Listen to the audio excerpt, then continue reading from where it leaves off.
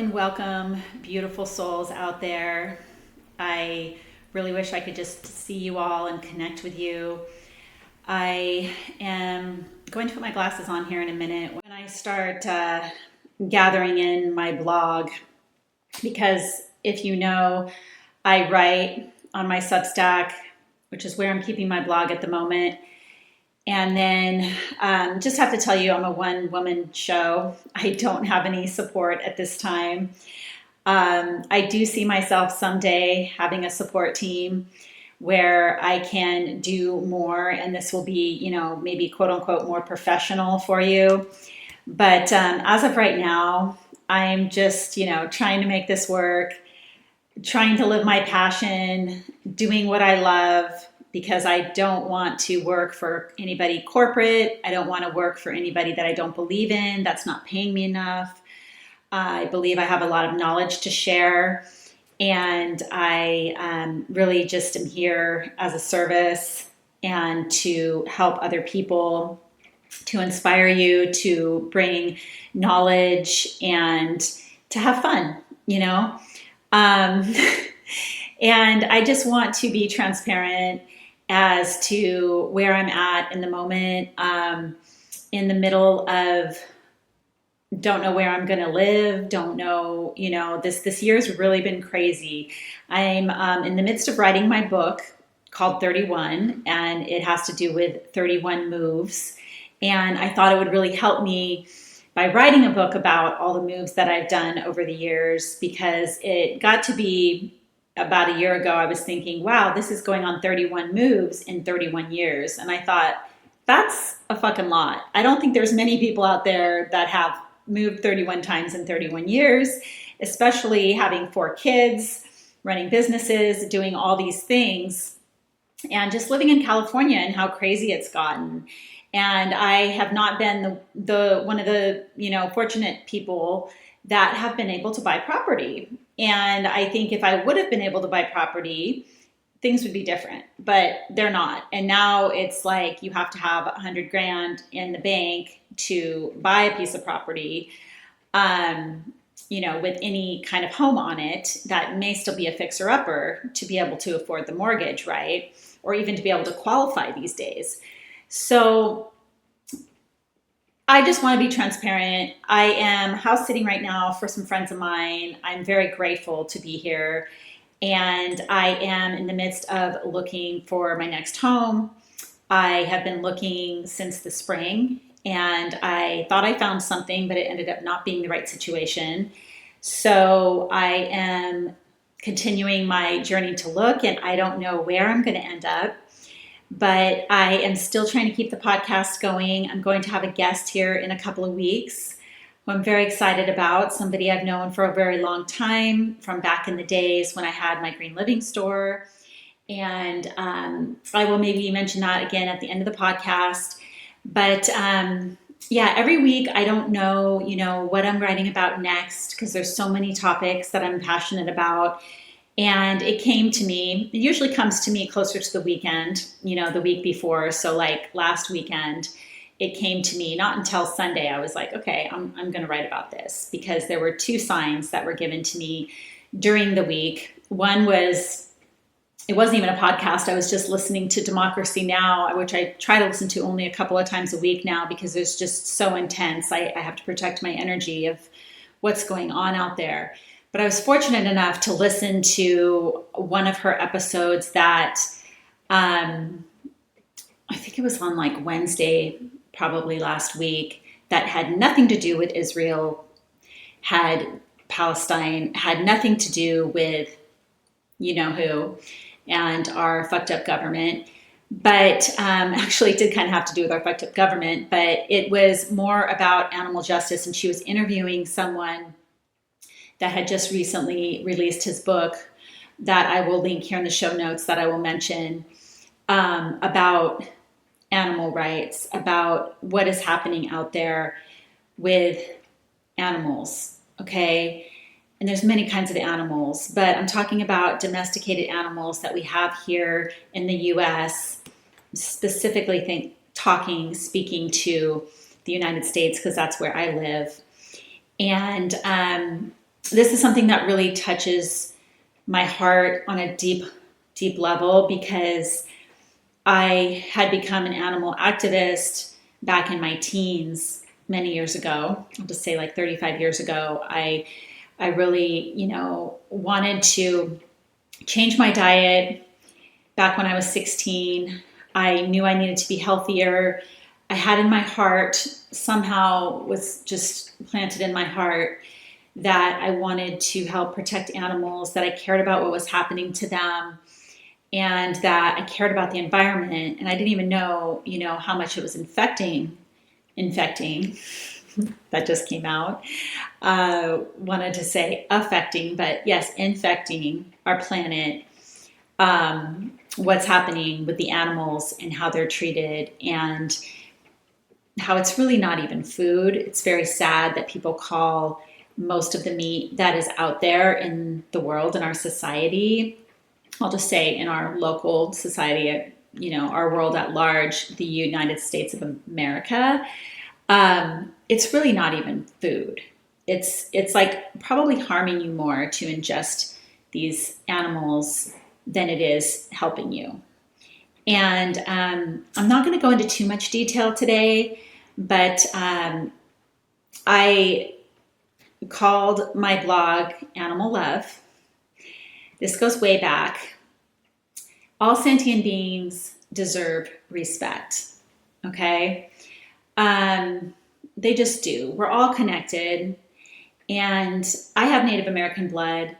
The Native Americans, when they had to hunt for meat to sustain them, they did not do so on a daily basis. They probably did it, 2 or 3 times a year. And they would, capture, one animal that would last them a very long time, right? It wasn't like they were constantly killing animals and massacring them or torturing them, or, it was to survive, right? And that's not what's happening. We're far beyond survival at this time. When there's like world hunger that is at large, and people in the streets that cannot eat.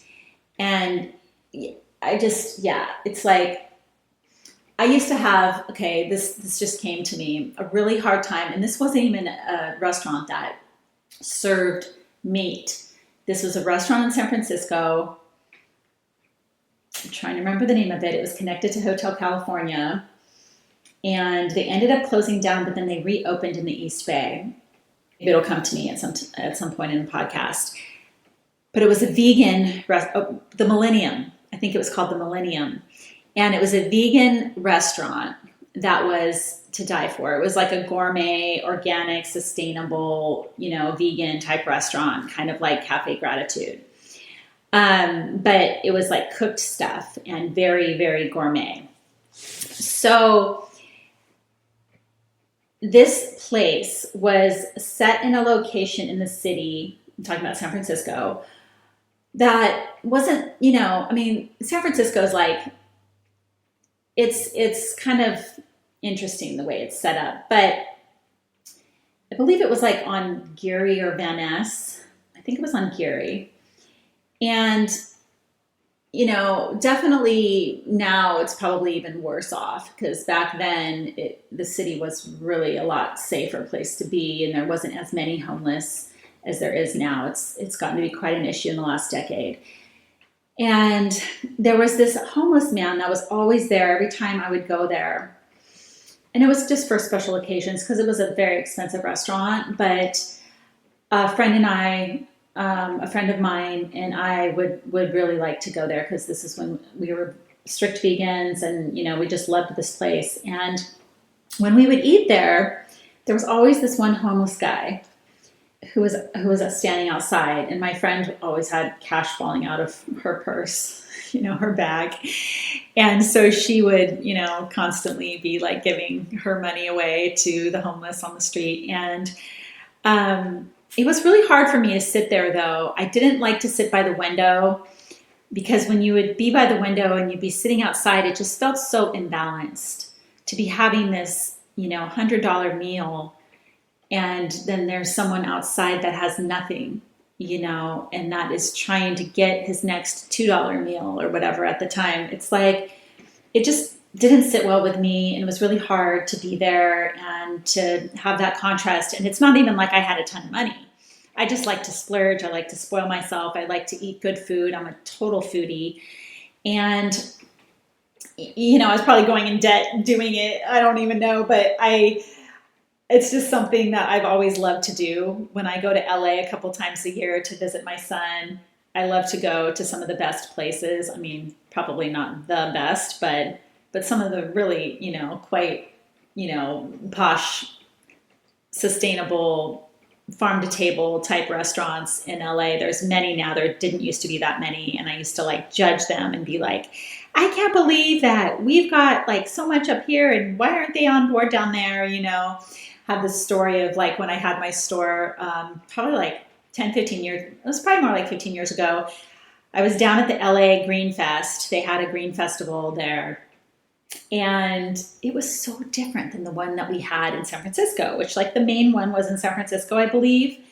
And even the New York City one I went to, and it was just not like San Francisco. And I thought, wow, I'm really blessed to live in this area, because we're just so on top of it, and we just, know so much about what's happening, and we're, just cutting edge sustainability here. And, maybe we were, and maybe we really influenced Los Angeles and some other big cities in America to follow.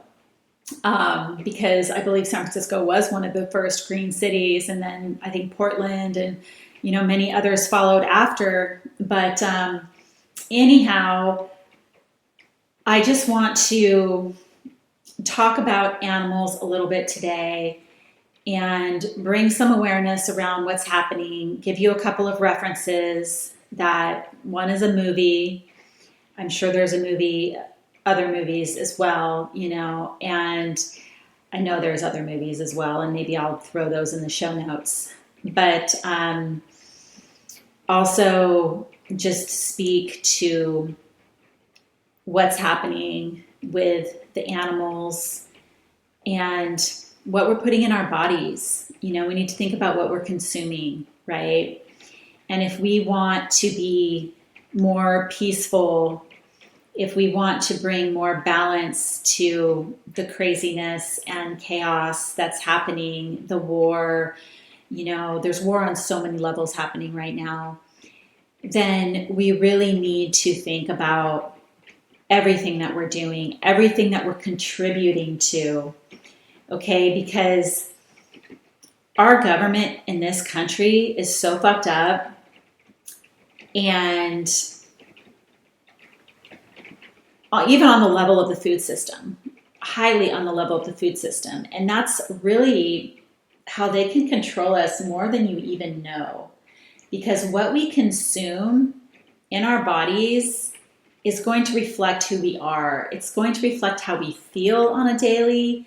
It's going, on a physical level, on a mental level, on a spiritual level, on so many levels. What we eat as food, quote unquote food, is really who we are. And I'm going to say the saying, which is true from back in the day. I don't know who made the quote, but what you eat is what you are, who you are.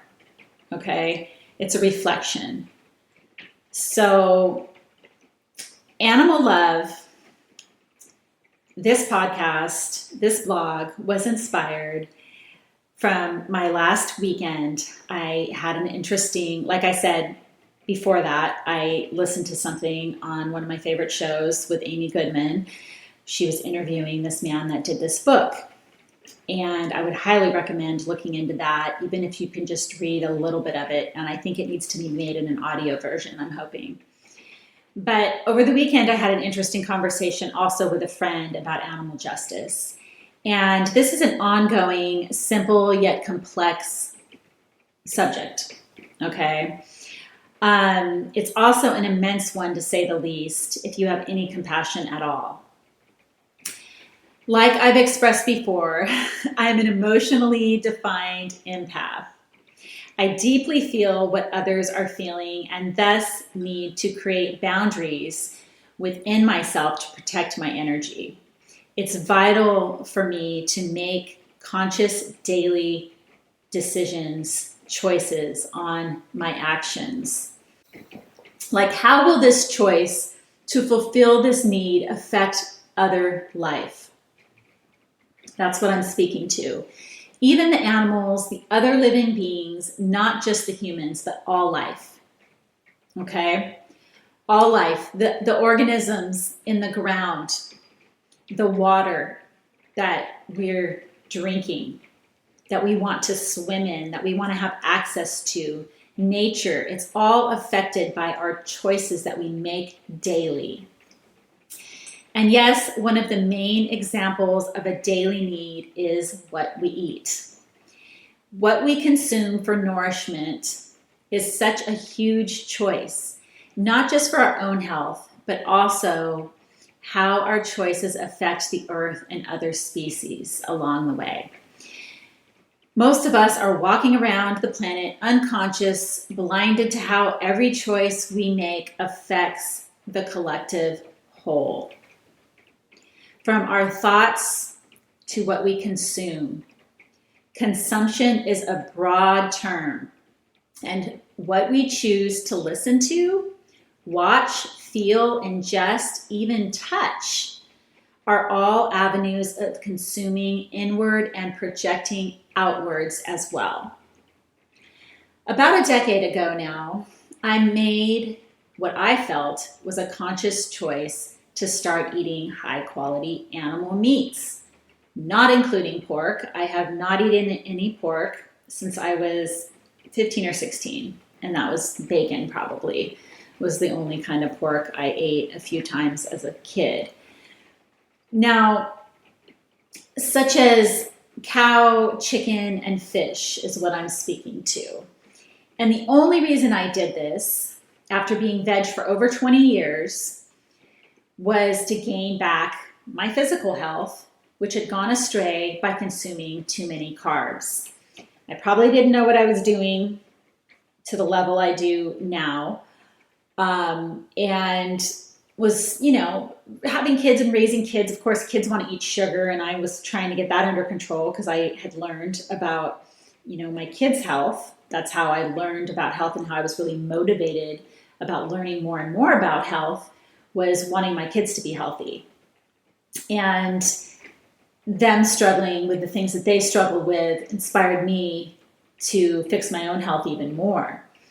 But because I was coming from being a child of being so sick and having a destroyed gut from taking way too many antibiotics as a kid, I had developed Candida. Now, I will just touch a little bit on Candida. It is overgrowth of yeast. We all have yeast in our bodies, but it can get out of control, and it feeds on sugar. So the more sugar, the more carbs you eat that turn into sugar, is going to feed the Candida, and the Candida is eventually going to get out of control, and you're going to have symptoms that are not pleasant, okay, to say the least. And so I was dealing with this quite a bit in my late 30s, early 40s, especially my late 30s, and just really suffering. And I couldn't take, hardcore medications for it because it just, I can't do synthetic medication, antibiotics, all that stuff. I won't do. I won't. And so I was desperate. I was like, oh my God. And then everything I read was like the Candida diet to starve the Candida was consuming meat, consuming eggs. Eggs were okay, which I didn't love eggs. I never did. I didn't even eat eggs until I was in my 30s. So I was like, okay. And, plain yogurt. So I really, still to this day have plain yogurt in my diet every day. But plain yogurt, sometimes I'll eat the coconut yogurt, which is great. It's a little more expensive, but either one, you can make live coconut yogurt that has similar bacteria as the dairy yogurt. Not going to get into, I get segued so much, but I learned certain things. The only two fruits that I could eat were grapefruit and Granny Smith apples. Apples that have like little sugar that are sour. Grapefruits have little sugar, they're sour. These were things, and grapefruit seed extract is very good for healing Candida and killing off the Candida. So I got on this whole Candida diet thing for a few years and was really like trying to heal my gut, and learned that fungi was actually good for Candida, not bad. I always thought, I can't eat any mushrooms or fungi. But there's lots that are very actually good. That's when I learned, all that. I've spoken about that before on a previous podcast. Probably the microbiome healing one that I did. You can look that up if this speaks to you. I just, was really struggling though, that it was like, all the meat was good, meat was all good, and I'm like, dang. And it was like, because a lot of the protein that you get from a vegetarian diet wasn't high quality, or it actually was feeding the Candida. And so it was, and the reason why, because if you think of nuts and grains, okay, those were two types of protein. Well, nuts and grains can actually have mold in them. And even, cheese, which has protein, can have mold, So there are a lot of things that can have mold, and mold, obviously, you don't want excess mold. That's like what the fungus, not the healthy fungi, but the bad fungi, or Candida, it's like a type of mold. And so I struggled with this, like I said, for a few years, and I, was with a partner at the time. Most of the men I've been with have been meat eaters, and he was like, "Come on, you should just try to eat this burger, this grass-fed burger. You would buy this high quality, meat that was all, sustainably raised, grass-fed, whatever." And I was like, and I remember taking like my first bite of some kind of tenderloin steak that he made or something. And I was like, okay, I'm going to take a bite. And I was like, and it was just so weird to me. And then at Thanksgiving that year, I freaked my whole family out. And because I, made them get a free range turkey, and, there was no way I was going to sit at a table with anything else. And I was like, okay, watch everybody. I'm going to take a bite of this turkey, and I hadn't probably did that since I was a kid. And it was just, it was an interesting journey, but you know what it did? It helped me. I haven't for 10 years now had any kind of Candida infection. So it did help.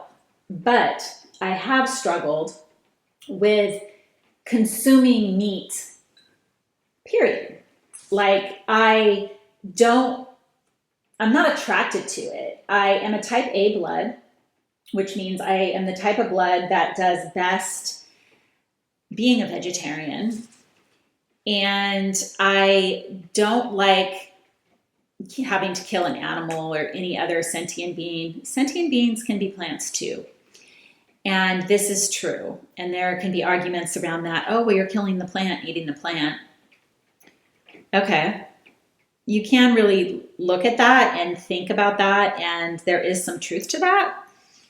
It's about how you do it. It's about your intention. The Native Americans had ceremony and prayer and gave thanks to the animals that they had to sacrifice to eat. It's like a sacrifice, right? To take another sentient being's life to consume for your own health. And it is the process, the evolution of life, but that is totally different than what is happening in our corporate, governmental, fucked up system of what is so-called food in this country. The Candida struggle is real. We go back to that.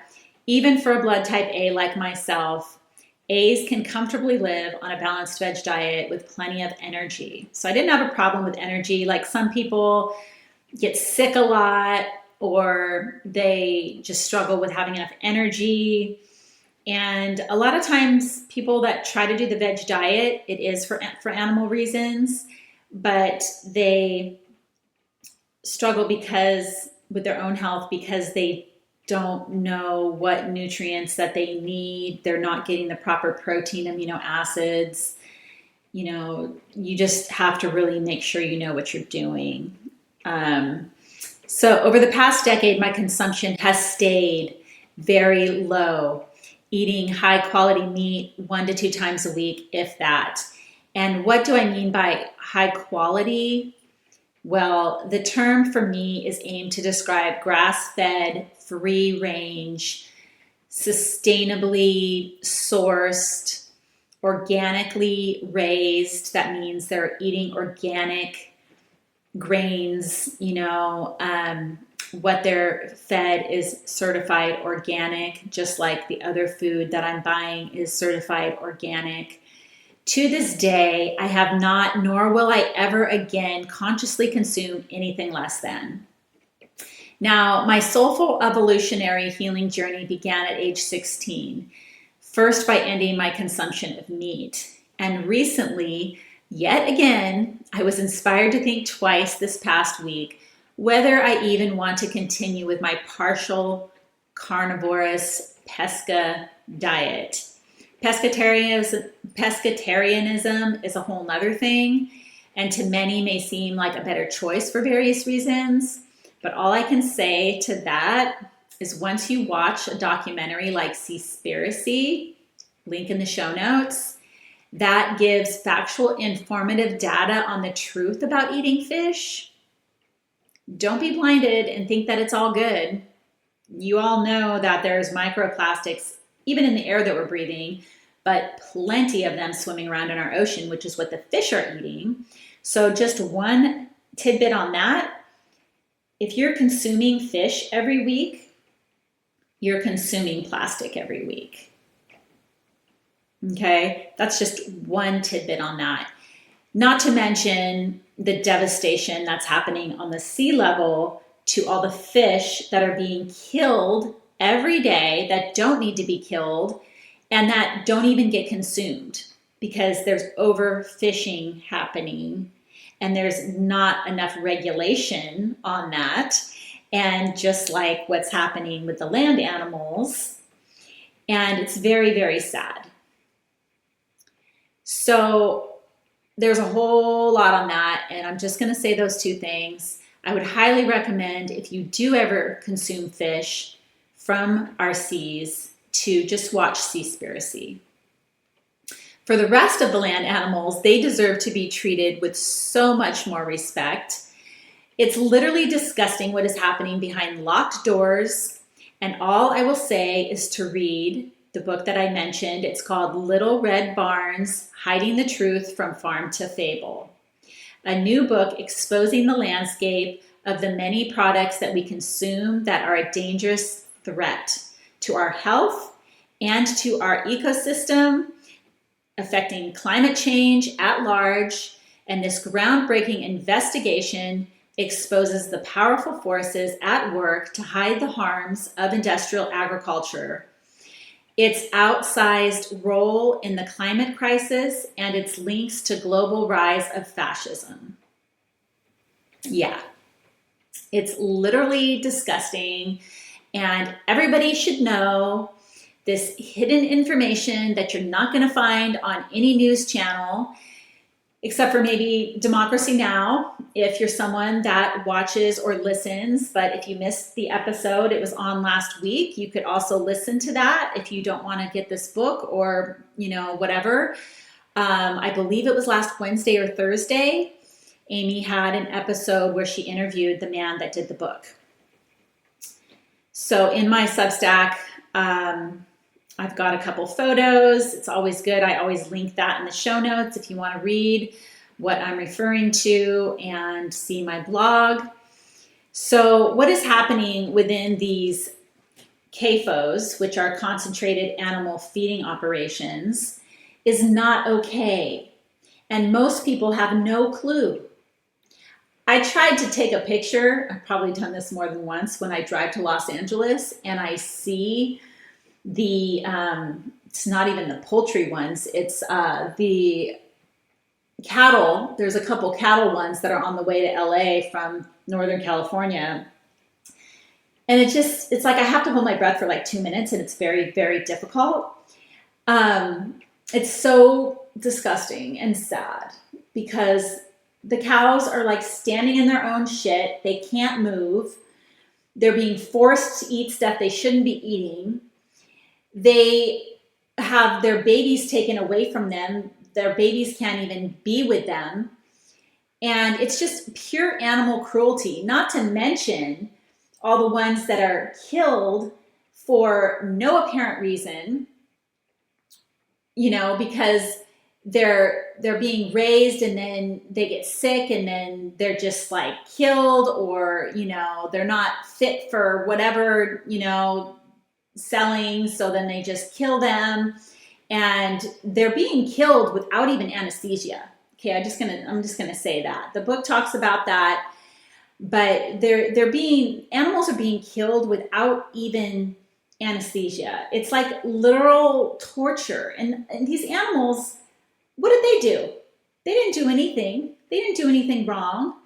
Okay. They're brought into this world for consumption of so-called food for people, and they're being treated horribly. And you have to think about that, how they're treated, these animals, that's going into your body. If you're consuming animals that you don't know how they were raised, if you don't know, like I said, those 3 things, that they're organically raised, grass-fed, sustainable, all these things, guaranteed they're raised with torture, violence by people that are horrible beings that are supporting the rest of what's going on out there that we don't like.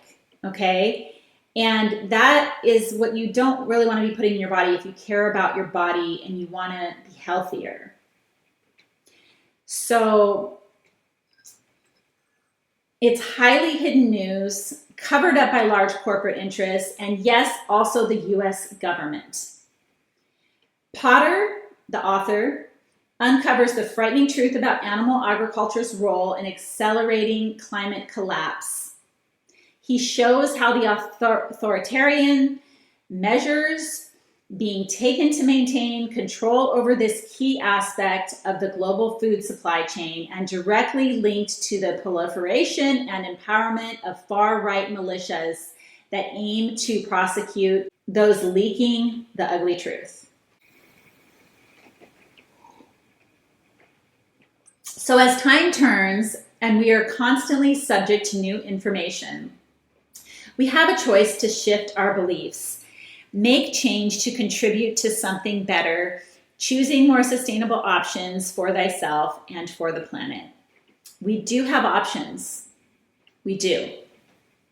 Okay? And if you don't know, if you're listening to this, if you don't know what other options you have, please reach out to me. I can help you. Even homeless people on the street can make sustainable choices. I've had a few memorable encounters giving food away from a restaurant that I had just eaten at. Once I was in New York City, and it was the only time I've been in NYC, probably 2012, 2011, I don't know. Almost 15 years ago now, a homeless man wanted my leftover kale salad. He didn't know what it was, but I didn't think he would want it. And I was walking down the street, obviously they can see when people have leftovers, and some of them, if they're really hungry and they trust you, they will take your leftovers. And he walked up to me and he wanted what I had. And I was like, oh, sure, but it's a kale salad. And he was like, I fucking love kale salad. That's my favorite. I'm a vegan. And I'm like, perfect. I was like, wow, this homeless guy's a vegan. And I was like, here you go. And I was so happy, that he was so happy. And yeah, I will never forget that story.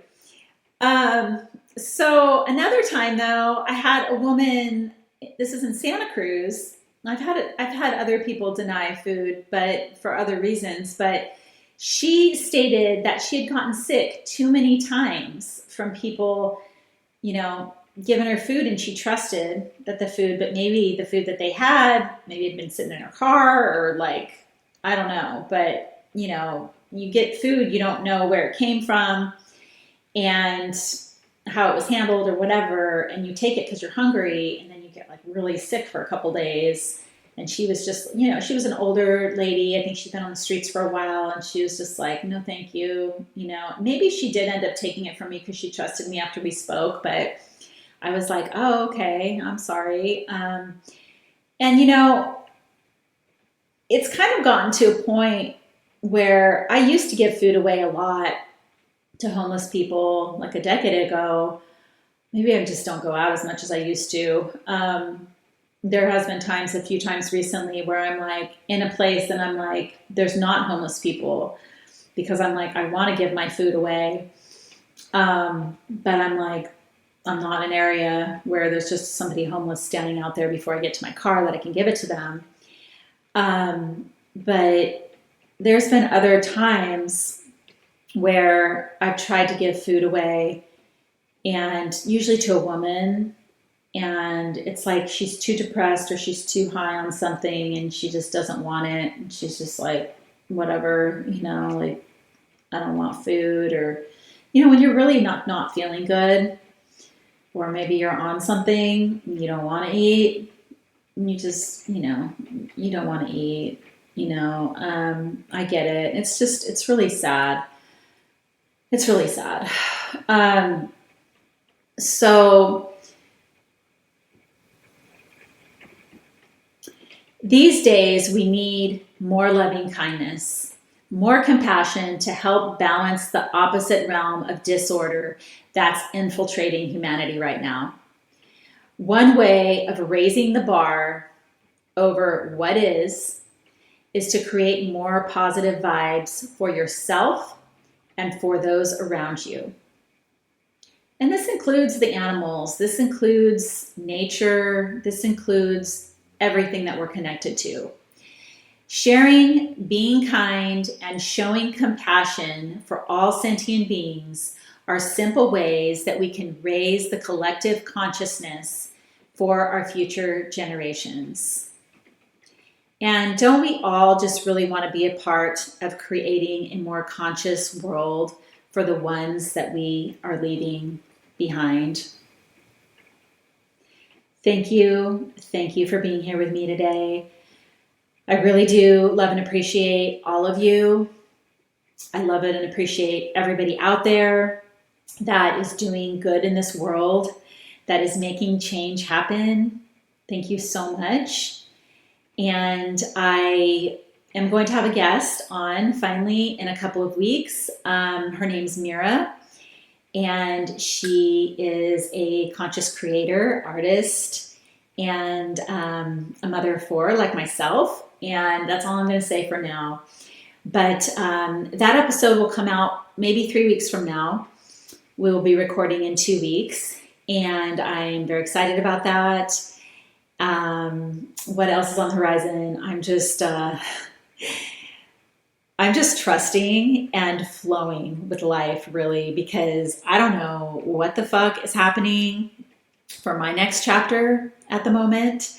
I don't know where I'm going to be living. I'm like freed up for the first time of being a mom and needing to be present for a child. I've been a mom for over 30 years, and I am officially an empty nester. Just this year, that's transforming in the past few months. And so I'm just like, okay, like if I do go somewhere else, am I going to work? Do I have enough to financially sustain myself and be behind the scenes and not actually be planted somewhere? I'm just trying to find out what I want to create, who I want to create it with. I have some ideas. I really want to collaborate. Yeah, maybe I'll even do like a little episode on my ultimate dream and collaboration of what I see for the future. Really want to get the fuck out of this country too, honestly. I see that coming in my future. Um, Starting to travel. I'm going to definitely travel next summer to Europe. I have mainly European blood, a little bit of Native American, but I'm mainly European, and I am itching to go over there the last couple of years. And so I am just very excited about the future. I try not to worry about it. I know there's lots of good shit happening, and we are going to get through this. Okay. Please check out my products on my website if you want to know other things that I'm working on. I'm doing a couple of markets this winter locally here, right outside of San Francisco, and I will be selling my wares there and hopefully networking and connecting with other conscious souls that want more of what I'm offering. And I will put a link in the show notes to that. Thank you so much. Have a beautiful October. Oh my God, today is the 1st of October. I forgot to mention that. Here we are. We're in fall, and it rained here the last couple of days. We're getting an early one coming in because usually it's Indian summer here, and we're still having weather in the 70s and the 80s. The 70s are coming back in, but we did get our first rains early. So there you go. Love and peace. Bye. Woo, it ended up being a long one.